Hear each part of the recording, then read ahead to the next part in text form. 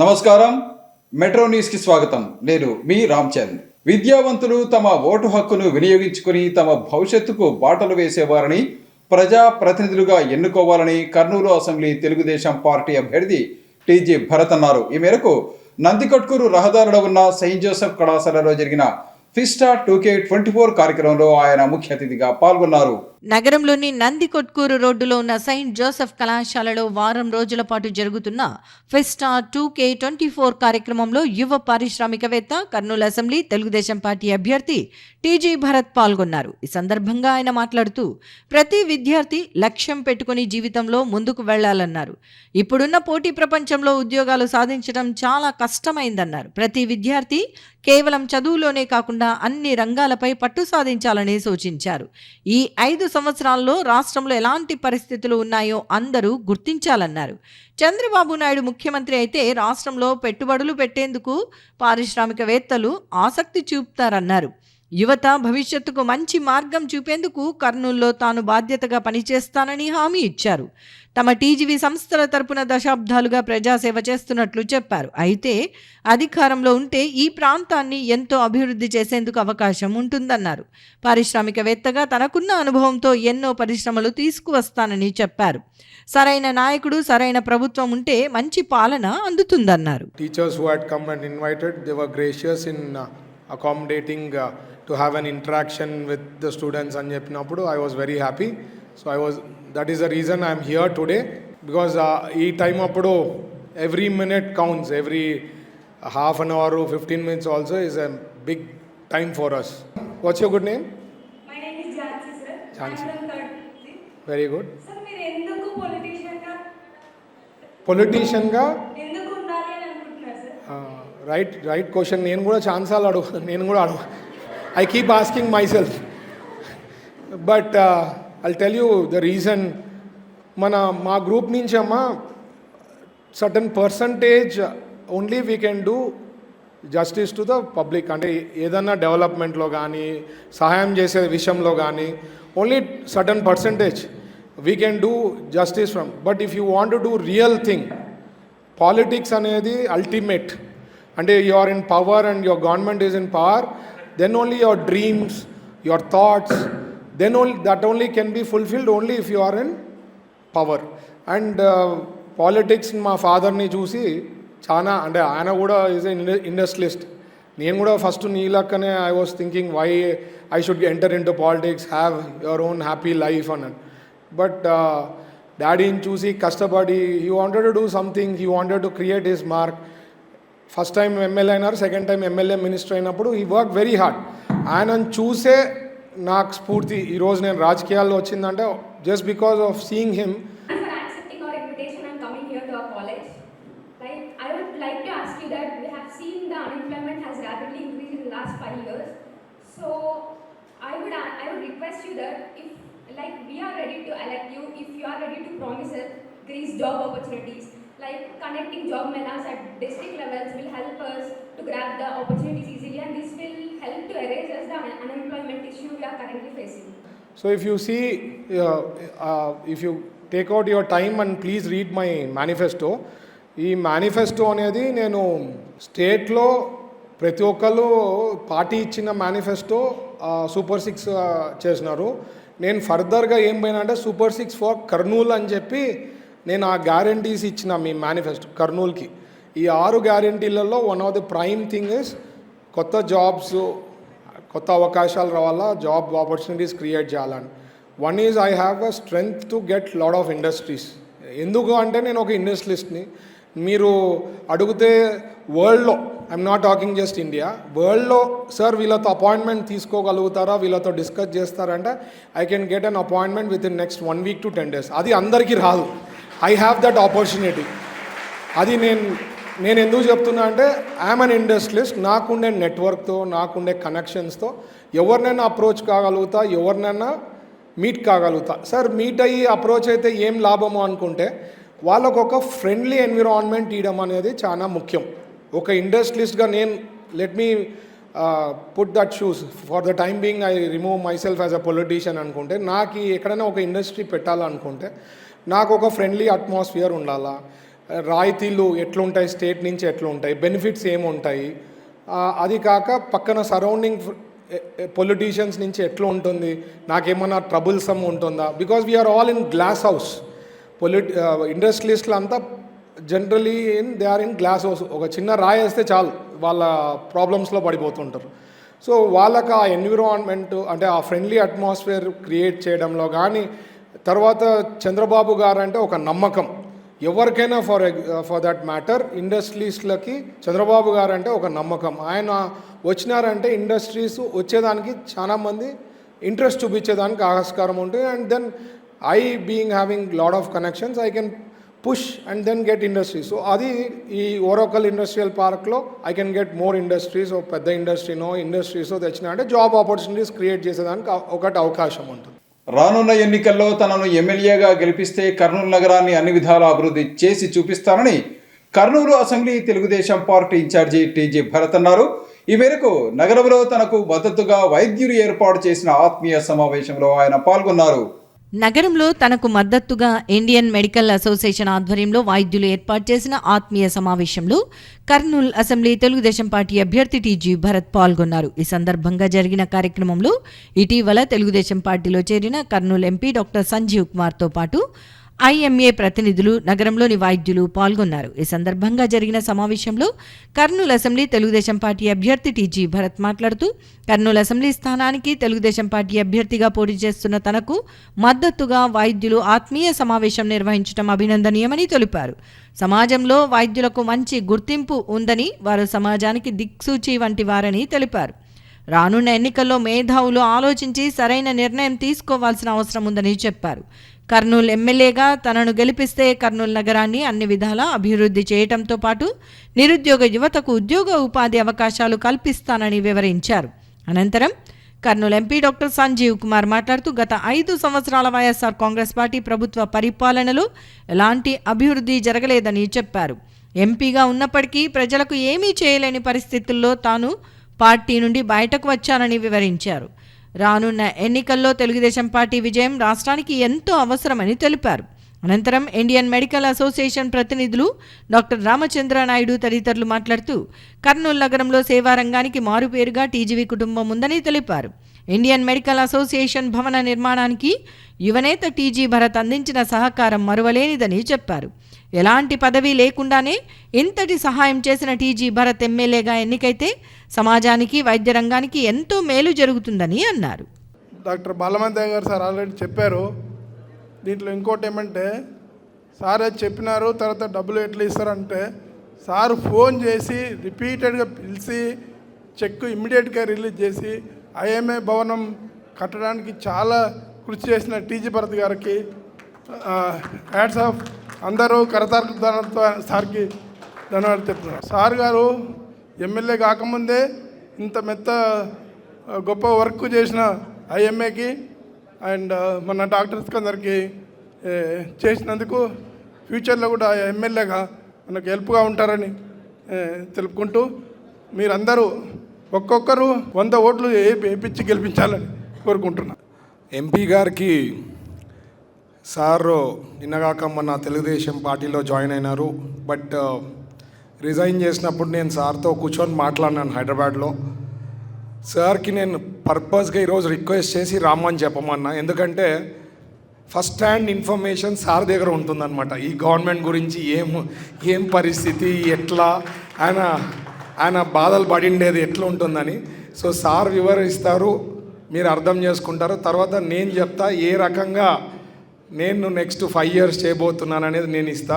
అందరికీ నమస్కారం, ఆరోగ్యాభివందనాలు. కండువా రంగు మారిందే ముందుకు వచ్చాడు, మరి ఏం చెప్తాడని ఆలోచన చేయకండి. సమాజానికి ఉపయోగపడే విషయాలు, సమాజంలో మన పాత్ర ఏంటి, నా రాజకీయ ప్రస్థానం ఏంటి, రాజకీయ జీవితం ఎలా సాగింది, భవిష్యత్తు కూడా చెప్తాను. మన కర్నూలు బాధలు కూడా వివరిస్తాను. మనం ఏ విధంగా భరత్ గారిని గెలిపించుకోవాలో చెప్తాను. భరత్ గారు ఓడిపోవడానికి నేను ప్రధాన భూమిక పోషించాను పోయినసారి. ఇప్పుడు దానికంటే రెట్టింపు ఉత్సాహంతో ప్రధాన భూమిక పోషించి వారిని గెలిపించేందుకు ప్రయత్నం చేస్తానని నేను అందరికీ మనవి చేసుకుంటూ ప్రథమంగా టీజీ భరత్ గారికి ధన్యవాదాలు తెలియజేస్తున్నాను. ఈ వేదిక మీద నుండి నా మనసు విప్పి నా డాక్టర్స్తో నా భావాలు పంచుకోవడానికి అవకాశం ఇచ్చినందుకు వారికి ప్రత్యేక ధన్యవాదాలు. డియర్ ఫ్రెండ్స్, చరిత్ర తెలియని వాడు చరిత్ర సృష్టించలేడు. మనం 1000 సంవత్సరాలు బానిసత్వం చేశాం, అందుకే ఈ పేదరికం ఇంకా అనుభవిస్తూనే ఉన్నాం. స్వాతంత్ర ఉద్యమంలో కర్నూలు కూడా చాలా పోరాటాలు చేసింది. సుమారు 250 మంది ఉండొచ్చు పోరాట యోధులు ఇక్కడ.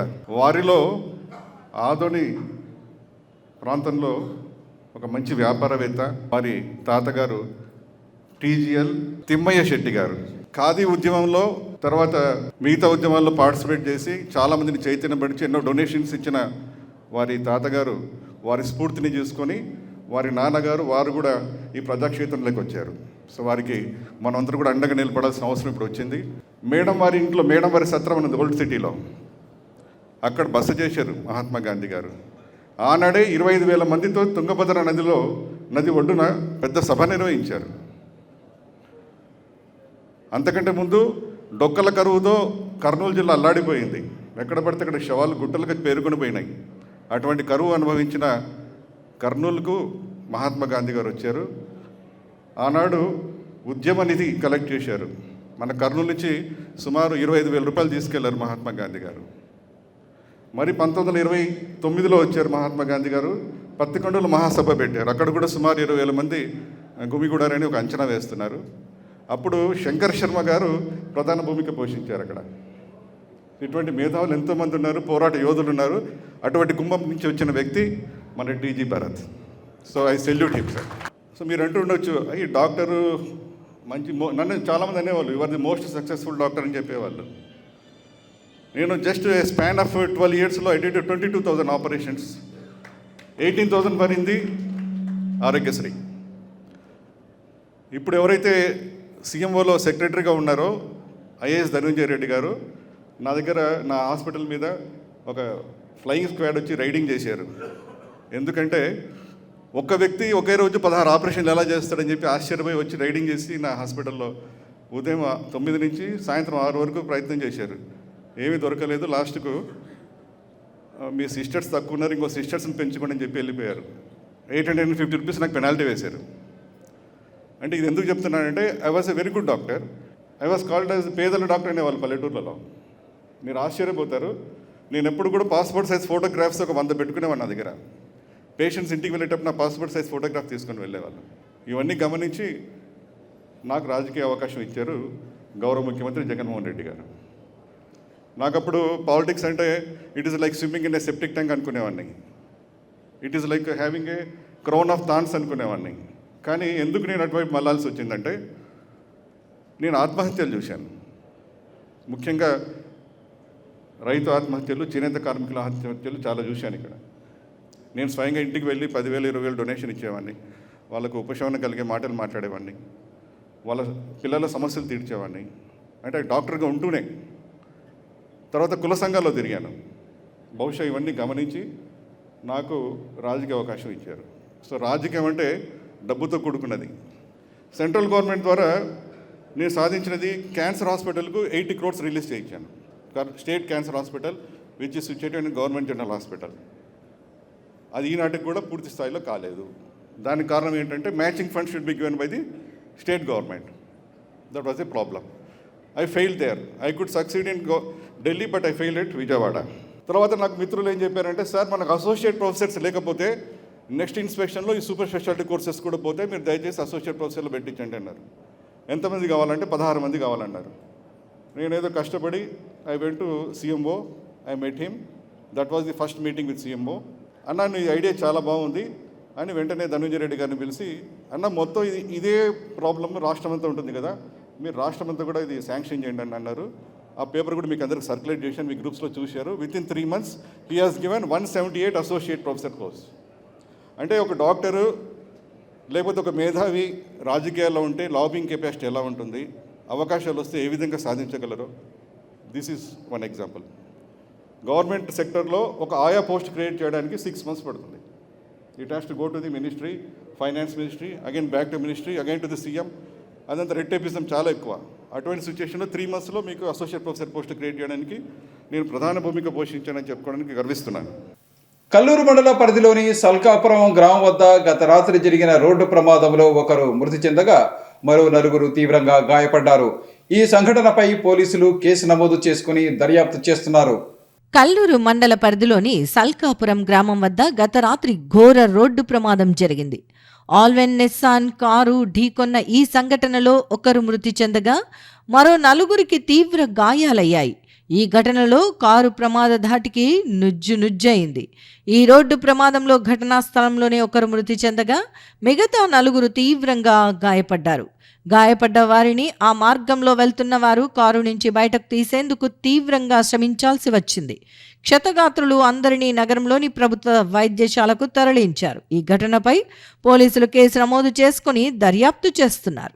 రానున్న ఎన్నికల్లో కర్నూలు ఎమ్మెల్యేగా టీజీ భరత్ను గెలిపిస్తే నిరుద్యోగ యువతకు ఉద్యోగ ఉపాధి అవకాశాలు కల్పించేందుకు కృషి చేస్తారని టీడీపీ దళిత జేఏసీ చైర్మన్ బొల్లిదుల రామకృష్ణ అన్నారు. ఈ మేరకు నగరంలోని 22వ వార్డులో జరిగిన దళిత చైతన్య యాత్రా కార్యక్రమంలో ఆయన పాల్గొన్నారు. కర్నూలు అసెంబ్లీ నియోజకవర్గం నుంచి తెలుగుదేశం పార్టీ అభ్యర్థిగా పోటీ చేస్తున్న టీజీ భరత్ విజయమే లక్ష్యంగా తెలుగుదేశం పార్టీ దళిత జేఏసీ ఆధ్వర్యంలో నగరంలోని కర్నూలు అసెంబ్లీ పరిధిలో ఉన్న అన్ని వార్డులలో దళిత చైతన్య యాత్ర కార్యక్రమాన్ని నిర్వహిస్తున్నారు. ఇందులో భాగంగా నగరంలోని 22వ వార్డులో టీడీపీ దళిత జేఏసీ చైర్మన్ బొల్లెద్దుల రామకృష్ణ ఆధ్వర్యంలో దళిత చైతన్య యాత్ర కార్యక్రమాన్ని నిర్వహించారు. ఈ కార్యక్రమంలో తెలుగుదేశం పార్టీకి చెందిన దళిత విభాగం నాయకులు, కార్యకర్తలు పాల్గొన్నారు. ఈ సందర్భంగా వారు తెలుగుదేశం పార్టీ అధిష్టానం రూపొందించిన భవిష్యత్తుకు గ్యారంటీకి సంబంధించిన ప్రచార కరపత్రాలను ఇంటింటికి తిరిగి పంపిణీ చేశారు. అలాగే కర్నూలు అసెంబ్లీ తెలుగుదేశం పార్టీ అభ్యర్థి టీజీ భరత్ స్వయంగా రూపొందించిన 6 గ్యారంటీలకు సంబంధించిన కరపత్రాలను కూడా పంపిణీ చేశారు. ఈ సందర్భంగా టీడీపీ దళిత జేఏసీ నాయకులు మాట్లాడుతూ రానున్న ఎన్నికల్లో కర్నూలు అసెంబ్లీ స్థానం నుంచి తెలుగుదేశం పార్టీ అభ్యర్థిగా పోటీ చేస్తున్న టీజీ భరత్ను భారీ మెజారిటీతో గెలిపించాలని విజ్ఞప్తి చేశారు. కర్నూలు నగరంలో దశాబ్దాలుగా కులమతాలు రాజకీయాలకు అతీతంగా టీజీ కుటుంబం సేవలు అందిస్తోందని వివరించారు. పదవులు ఉన్నా లేకపోయినా ప్రజల గురించి ఆలోచించి టీజీ కుటుంబానికి చెందిన టీజీ భరత్ ఎన్నికల్లో టీడీపీ అభ్యర్థిగా పోటీ చేస్తున్నారని, ఆయన విజయానికి ప్రతి ఒక్కరూ సహకారం అందించాలని అన్నారు. టీజీ భరత్ ఎమ్మెల్యే అయితే కర్నూలు నగరాన్ని సమగ్రంగా అభివృద్ధి చేయడంతో పాటు నిరుద్యోగ యువతకు ఉద్యోగ ఉపాధి అవకాశాలు కల్పించేందుకు కృషి చేస్తారని వివరించారు. కర్నూలు నగర అభివృద్ధిపై యువనేత టీజీ భరత్కు స్పష్టమైన అవగాహన ఉందని వివరించారు. తాము చేపడుతున్న దళిత చైతన్య యాత్రకు ప్రజల నుంచి విశేష స్పందన లభిస్తోందని వివరించారు. అందరికీ నమస్కారం. ఇంటింటికి మేము ప్రచారంకి వెళ్ళినప్పుడు విశేష స్పందన వచ్చింది. ఖచ్చితంగా టీజీ భరత్ ఖచ్చితంగా గెలిపించుకుంటాం. మేము లాస్ట్ టైమే పొరపాటు జరిగిపోయింది. మేము ఏదో ఒక ఛాన్స్ అంటే ఇచ్చినాము. ఖచ్చితంగా మేము టీజీ భరత్ని గెలిపించుకుంటాము. ఖచ్చితంగా ఆయన మా కర్నూలు టౌన్కి సూపర్ 6 మేనిఫెస్టో కొత్తగా ఏర్పాటు చేసినాడు. స్టేట్లో ఎవరు కూడా ఏర్పాటు చేయాలా, మా కోసం టీజీ భరత్ ఏర్పాటు చేసినాడు. ఖచ్చితంగా మేము ఆయన గెలిపించుకుంటామని చెప్తున్నారు. ఖచ్చితంగా అటువంటి వ్యక్తిని మనం గెలిపించుకొని మన కర్నూలుని అభివృద్ధి చేసుకుందాం. బళ్ళారి చౌరస్తా వద్ద ఉన్న శ్రీ వీరాంజనేయ స్వామి ఆలయాన్ని దేవాదాయ శాఖ అధికారులు స్వాధీనం చేసుకుని నిర్లక్ష్యంగా వ్యవహరిస్తున్నారని ఆలయ కమిటీ ప్రతినిధులు విమర్శించారు. ఈ ఆలయ నిర్వహణ బాధ్యతను తిరిగి పాత కమిటీకి అప్పగించాలని వారు డిమాండ్ చేశారు. నగరంలోని బళ్ళారి చౌరస్తా వద్ద ఉన్న శ్రీ వీరాంజనేయ స్వామి ఆలయంను దేవాదాయ శాఖ అధికారులు స్వాధీనం చేసుకుని నిర్లక్ష్యంగా వ్యవహరిస్తున్నారని ఆలయ కమిటీ ప్రతినిధులు ఎల్లారెడ్డి, మధు, గంగాధర్ విమర్శించారు. గతంలో శ్రీ వీరాంజనేయ స్వామి ఆలయంలో పూజా కార్యక్రమాలు, ఆలయ పూజారుల జీతాలు వంటి అన్ని ప్రక్రియలు ఆలయ కమిటీ ఆధ్వర్యంలో జరిగేవని వారు తెలిపారు. అయితే కొన్ని సంవత్సరాల క్రితం ఈ ఆలయ నిర్వహణ బాధ్యతను దేవాదాయ శాఖ అధికారులు బలవంతంగా తీసుకున్నారని తెలిపారు. అప్పటి నుండి ఆలయంలో ఎలాంటి అభివృద్ధి పనులు జరగటం లేదన్నారు. చివరకు ఆలయ పూజారికి, ఆలయాన్ని శుభ్రం చేసే పనివారికి కూడా జీతాలు చెల్లించకుండా నిర్లక్ష్యంగా వ్యవహరిస్తున్నారని తెలిపారు. దీనికి తోడు హుండీ ఆదాయం లెక్కింపు ప్రక్రియను కూడా ఆలయ కమిటీకి కానీ ప్రజలకు కానీ తెలపడం లేదని చెప్పారు. వీటన్నింటినీ దృష్టిలో ఉంచుకొని వీరాంజనేయ స్వామి ఆలయ నిర్వహణ బాధ్యతను పాత కమిటీకే అప్పజెప్పాలని వారు డిమాండ్ చేశారు. ఈరోజు ఆంజనేయ స్వామి కమిటీ ఏర్పడడం శుభసూచకం. గత 6 సంవత్సరాల కిందట ఎండోమెంట్ కమిటీ వారు వచ్చి బలవంతంగా హ్యాండ్ ఓవర్ చేసుకొని ఇక్కడ వచ్చే ఆదాయాన్ని మాత్రం తీసుకెళ్తున్నారు, కానీ ఎవరికి జీతాలు ఇవ్వడం లేదు, మెయింటెనెన్స్ చేయడం లేదు. ఆ మెయింటెనెన్స్ కూడా మొత్తం కమిటీ వారే భరాయిస్తున్నారు. ఇక్కడ డెవలప్మెంట్ చేయడం లేదు, ఏమీ లేదు. వచ్చే ఆదాయాన్ని మాత్రం ఎండోమెంట్ వారు తీసుకుంటున్నారు. కమిటీ వారికి అన్ని ఇబ్బందులు ఎదురవుతూ ఉంటే కూడా ఏ రోజు కూడా పరిష్కరించిన పాపన పోలేదు.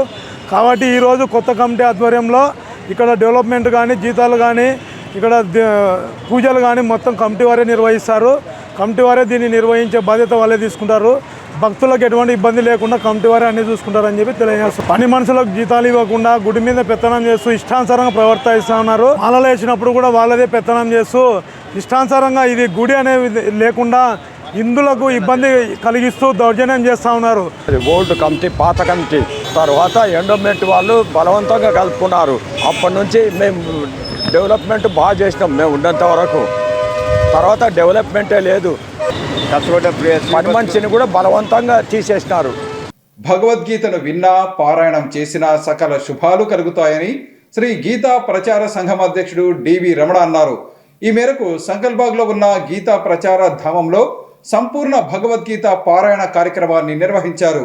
నగరంలోని సంకల్బాగ్లో ఉన్న శ్రీ గీతా ప్రచార ధామంలో శ్రీ గీతా ప్రచార సంఘం ఆధ్వర్యంలో ప్రతి ఏకాదశి సంపూర్ణ భగవద్గీత పారాయణ కార్యక్రమాన్ని నిర్వహిస్తున్నారు. ఈ సందర్భంగా నగరంలోని గీతా ప్రచార ధామంలో ఏకాదశిని పురస్కరించుకుని సంపూర్ణ భగవద్గీత పారాయణ కార్యక్రమాన్ని నిర్వహించారు. ఈ కార్యక్రమాన్ని ఉదయం 9 గంటల నుంచి మధ్యాహ్నం 12 గంటల వరకు నిర్వహించారు. ఈ కార్యక్రమంలో నగరంలోని పలువురు భక్తులు పాల్గొని సంపూర్ణ భగవద్గీత పారాయణాన్ని పఠించారు. ఈ సందర్భంగా గీతా ప్రచార సంఘం అధ్యక్షుడు డివి రమణ మాట్లాడుతూ ప్రతి ఏకాదశి రోజు సంపూర్ణ భగవద్గీత పారాయణ కార్యక్రమాన్ని నిర్వహిస్తున్నామని తెలిపారు. ఈ కార్యక్రమం ఏప్రిల్ నెల 5వ తేదీ కొనసాగుతుందని వివరించారు. ఈ కార్యక్రమంలో ప్రజలు అధిక సంఖ్యలో పాల్గొని శ్రీకృష్ణ భగవానుని కృపకు పాత్రులు కావాలని కోరారు. హరి ఓం. గీతా ప్రచార సంఘం తరఫున మేము ప్రతి ఏకాదశి రోజు సంపూర్ణ భగవద్గీత పారాయణము చేస్తున్నాము. ఇది చక్కగా ఉదయం 9:30కు మొదలై పూజలతో 10 వరకు వస్తుంది. 10 నుంచి 12:30 వరకు భగవద్గీత పారాయణ మొత్తం 700 శ్లోకాలు చేస్తున్నాము. మా ఉద్దేశం ఏమంటే భగవద్గీతను ప్రచారం చేయాలి.